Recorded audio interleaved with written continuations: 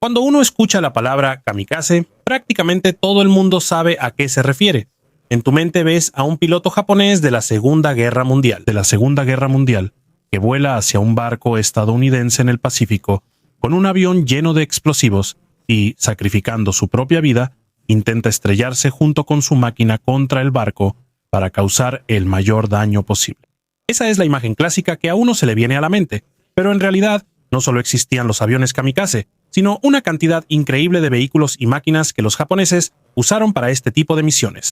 De hecho, también hubo enfoques similares por parte de la Wehrmacht, que se llevaron a cabo como una última medida desesperada ante la situación militar sin salida. En este video vamos a ver ambos lados y hablaremos sobre los horrores de la guerra. El término kamikaze es bastante coloquial y hoy en día se utiliza más como un término general para un ataque sin posibilidad de regreso. A diferencia de una misión suicida, que significa una misión extremadamente peligrosa con muy pocas posibilidades de sobrevivir, en un ataque kamikaze no hay ninguna posibilidad de sobrevivir y la muerte en realidad es parte del plan. A lo largo del video veremos, especialmente del lado alemán, que aunque a menudo habría una pequeña posibilidad de sobrevivir, al menos en teoría, esta es tan insignificante que la línea entre ambos mundos apenas será visible. Hablando de límites visibles, la frontera entre áreas seguras e inseguras en Internet también es casi invisible. Por eso, el video de hoy es presentado por CyberGhost VPN.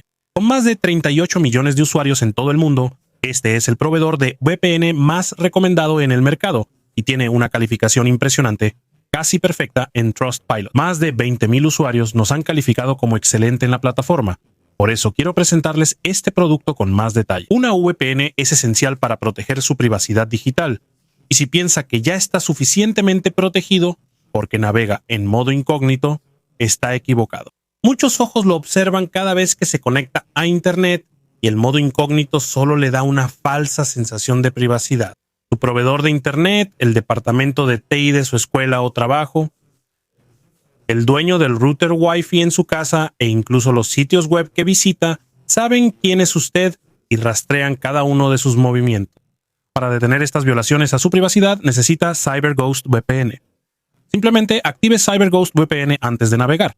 Todo el tráfico de datos se cifra y se redirige a través de un servidor seguro, de modo que nadie puede rastrear su actividad en línea. Es muy fácil de usar y CyberGhost ofrece servidores en más de 100 países para satisfacer todas sus necesidades. Por cierto, al cambiar su ubicación con CyberGhost, también pueden desbloquear las bibliotecas de más de 40 plataformas de streaming como Netflix, Amazon Prime, Disney Plus y muchas más. Simplemente fantástico. La aplicación está disponible para todos los sistemas operativos. Disponible y protege hasta 7 dispositivos al mismo tiempo para que puedan permanecer anónimos las 24 horas del día, y esos son muchos dispositivos. Así que simplemente compartan su suscripción con amigos y familiares. Además, CyberGhost VPN no guarda registros, así que ni siquiera el propio proveedor sabe lo que hacen en línea. Si quieren mantener alejadas las miradas curiosas y permanecer anónimos en línea, ahora es el momento perfecto para CyberGhost VPN. A través del enlace en la descripción obtienen un 83% de descuento y 4 meses adicionales gratis. Esto reduce el precio a solo 2 euros con 3 centavos al mes. Gracias a la garantía de devolución de dinero de 45 días y al servicio al cliente disponible las 24 horas, los 7 días de la semana no corren ningún riesgo. Así que utilicen el enlace en la descripción o escaneen el código QR, protéjanse con CyberGhost VPN y cuiden su vida digital desde hoy. Los soldados japoneses consideraban, según el código Bushido, que era una vergüenza ser capturados por el enemigo y preferían la muerte antes que el cautiverio. Esto era especialmente decisivo para los pilotos, porque si eran derribados sobre territorio enemigo, como en aquel entonces durante el ataque a Pearl Harbor, también se estrellaban ahí. Eso significa que si uno llegaba a sobrevivir, normalmente era rodeado y capturado. Así, el piloto japonés, el teniente Fusata Iida, se sacrificó durante el ataque después de ser alcanzado por la defensa antiaérea. En el proceso, embistió varios aviones de combate estadounidenses P-40 que estaban estacionados. Lo que en 1941 comenzó como un caso aislado y peculiar con la entrada de Japón en la guerra, se convirtió 3 años después, en 1944, en algo habitual, porque ahí las fuerzas aéreas navales japonesas formaron unidades especiales completas que seguían el mismo principio. Cada avión se convierte en un arma y tiene el potencial de hundir un barco entero. La muerte de los pilotos ya estaba contemplada en esto. Estas unidades llevaban el nombre de Shinpu Tokutai. Los caracteres fueron mal interpretados en Occidente debido a las diferentes formas de lectura y se tradujeron como kamikaze. Con el tiempo, esto se convirtió en un término general. Por cierto, los pilotos kamikaze japoneses generalmente se ofrecían como voluntarios y de manera consciente para las unidades especiales. A muchos pilotos se les daba alcohol antes de un ataque para que no cambiaran de opinión y asumieran las consecuencias. A menudo también atacaban en escuadrones. Por un lado, para lograr un mayor impacto y asegurarse de que, a pesar de los derribos, algunos alcanzaran su objetivo, y por otro lado, para que también influyera una especie de presión de grupo sobre los pilotos. También es interesante mencionar que los pilotos no estaban obligados a sacrificarse. Si había una falla técnica a bordo, mal clima, falta de objetivos valiosos u otras circunstancias externas que dificultaran el éxito del ataque, simplemente podían regresar y no eran castigados por ello. Pero eso cambió en la última fase de la guerra, ya que la escasez de combustible llevó a medidas de ahorro y, la mayoría de las veces, ya no se planeaba el regreso. Ahora, no solo había pilotos kamikaze en los clásicos aviones de caza con hélice, sino también en aeronaves impulsadas por cohetes. La Yokosuka MX-7 Oka, que en alemán significa flor de cerezo, era una conocida bomba planeadora tripulada.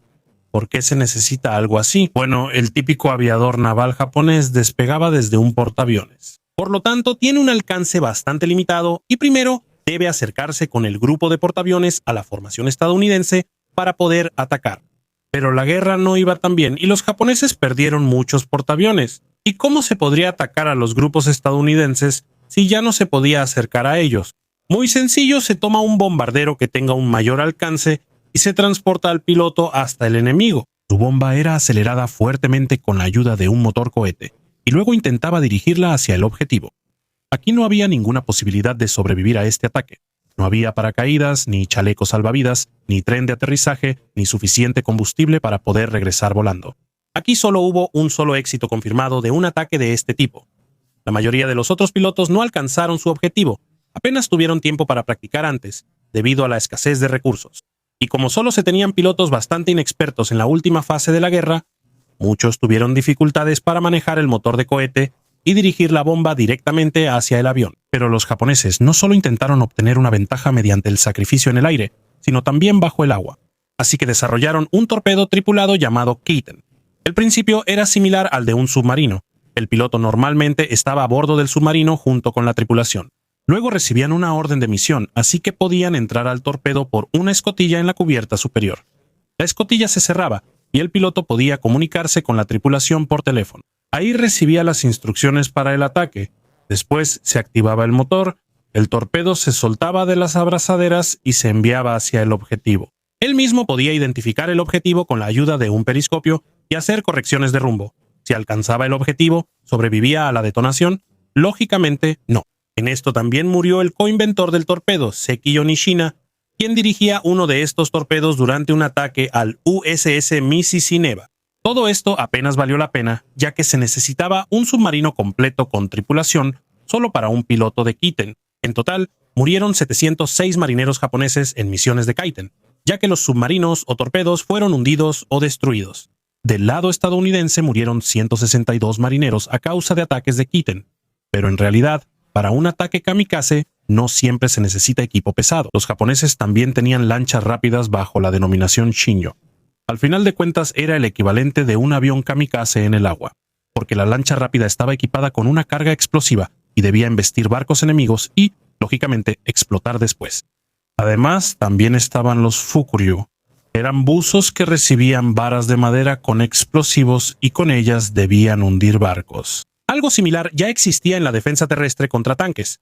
Sin embargo, aunque los buzos fueron entrenados, nunca se usaron, ya que la batalla por la isla principal, para la que fueron entrenados, nunca ocurrió. Mientras tanto, en el Pacífico, los actos desesperados se volvían cada vez más crueles. En el Reich alemán surgía una idea similar. Aquí no se pueden comparar directamente las dos ideologías, culturas y antecedentes, excepto por el hecho de que ambas naciones al final se encontraban en una lucha defensiva sin esperanza. En realidad había poca relación entre ellas. Pero cuanto más desesperada es la situación y más fanático es el soldado, más riesgos se quieren tomar por ganancias mínimas. Así que mientras los pilotos japoneses en el Pacífico volaban hacia los barcos, aquí se creó el Sonderkommando Elbe. Equipados con varios aviones de combate Bf-109, los pilotos alemanes se elevaron al cielo. Su objetivo, las formaciones de bombarderos estadounidenses. Uno de los pilotos fue el suboficial Heinrich Rosner, quien logró infiltrarse sorpresivamente en una formación de bombarderos durante un ataque. Rosner logró impactar otro avión antes de que su propio aparato fuera destruido. Rosner sobrevivió y saltó en paracaídas. Fue uno de los primeros pilotos en participar y sobrevivir a un ataque del Sonderkommando. Pero, ¿por qué todo esto? Del lado alemán se esperaba lograr un efecto psicológico. Si los aliados veían que los alemanes se lanzaban con cientos de aviones al mismo tiempo contra sus formaciones, la idea era que suspendieran sus ataques por un tiempo. Angriffe für einige Wochen aussetzen sollten. Durante la pausa, las fuerzas aéreas debían equipar sus propias formaciones con nuevos Mi-262 jets y recuperar la supremacía aérea sobre Alemania. El Comando Especial buscaba pilotos voluntarios y les dijo al principio que la probabilidad de sobrevivir sería de aproximadamente un 10%. Casi 2.000 se presentaron, de los cuales 300 fueron seleccionados. Ellos forman el inicio del Comando Especial Elba. Como oficialmente no recibieron la orden de sacrificarse, también les dieron un paracaídas, teóricamente para poder saltar poco antes o después del impacto. A diferencia de los pilotos kamikaze japoneses, un piloto alemán podía retirarse de su voluntariado incluso una hora antes de la misión. Eso era decisión de cada quien. Sin embargo, ninguno de los 300 pilotos hizo uso de eso. ¿Y por qué? Probablemente porque solo hay un caso confirmado. Es el único caso en el que se enfrentaron a la formación de bombarderos estadounidenses mencionada anteriormente, con más de 1.300 bombarderos y entre 700 y 800 cazas, así que estaban completamente en desventaja. Sin embargo, pudieron destruir 23 bombarderos mediante embestidas, mientras que otros 28 fueron derribados por el Jagdgeschwader 7, que estaba equipado con Me.262. Por parte alemana se perdieron 133 cazas 10 días después de la única misión documentada. El Sonderkommando Elbe fue disuelto nuevamente. Los pilotos fueron trasladados a Berlín y utilizados como infantería en el combate contra el Ejército Rojo. Pero quedémonos en el aire y echemos un vistazo al aparato Reichenberg. Alemania causó mucho revuelo con el uso de las armas de represalia. Aunque no fueron decisivas para la guerra, sí eran técnicamente avanzadas. Su uso fue limitado, pero sobre todo tuvo un impacto psicológico notable. Aquí se tuvo una idea similar a la de los japoneses con la Oka. Se tomó un misil de crucero V-1 y se le puso un piloto. Se añadió una cabina de piloto con instrumentos de control.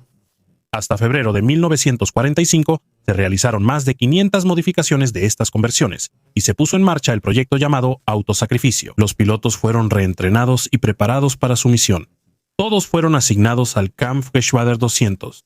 Estos, a diferencia de los pilotos del Sonderkommando Elbe, ya no eran voluntarios, quienes al menos tenían una pequeña posibilidad de sobrevivir. Cuando despegaban aquí, ya no había regreso. A pesar de todo, todos los pilotos sobrevivieron a su misión, ya que estas fueron canceladas tras la intervención del comandante del escuadrón, el coronel Werner Baumbach, con Hitler, y por lo tanto nunca se llevaron a cabo. Pero eso no fue todo. Incluso antes de que intentaran, sin éxito, recuperar el control del espacio aéreo, los submarinos tripulados alemanes debían marcar la diferencia. Así que se desarrollaron varios tipos de aparatos, entre ellas el Marder. Al final eran 2 torpedos G-7E que se colocaban uno sobre otro. El de arriba servía como unidad de control para el piloto y el de abajo como carga explosiva.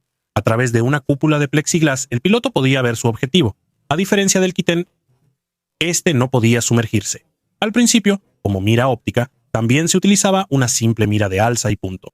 Asimismo, el piloto no tenía necesariamente que sacrificarse. Podía simplemente soltar el torpedo acoplado y alejarse del objetivo. Sin embargo, la mayoría de los pilotos morían durante la misión, ya que el plexiglas siempre reflejaba la luz, ya fuera de sol o de luna. No podían sumergirse, eran extremadamente lentos y, a menudo, tenían que acercarse mucho a los barcos. Así que vemos que cuanto más acorralado está un país fanático, su ejército prefiere sacrificar a sus propios soldados en ataques poco efectivos antes que permitirles rendirse. ¿Qué paralelismos vemos con las guerras actuales y qué podemos aprender de ello? Escríbanmelo en los comentarios. No olviden hacer clic en el enlace en la descripción y escanear el código QR para obtener el descuento exclusivo de CyberGhost VPN para los usuarios de nuestro canal. Esta aplicación protege sus datos mientras navega y le permite tener acceso completo a todo el contenido bloqueado en Internet por tan solo 2,03 € al mes. Con esto agradezco a todos los suscriptores miembros del canal, la All Algo Crew, y un agradecimiento especial para Oberst y Renigis, así como al Oberstleutnant Rennecke Jürgen Meyerhofer. No olviden suscribirse, dejar su like, comentarios y nos vemos en el próximo video.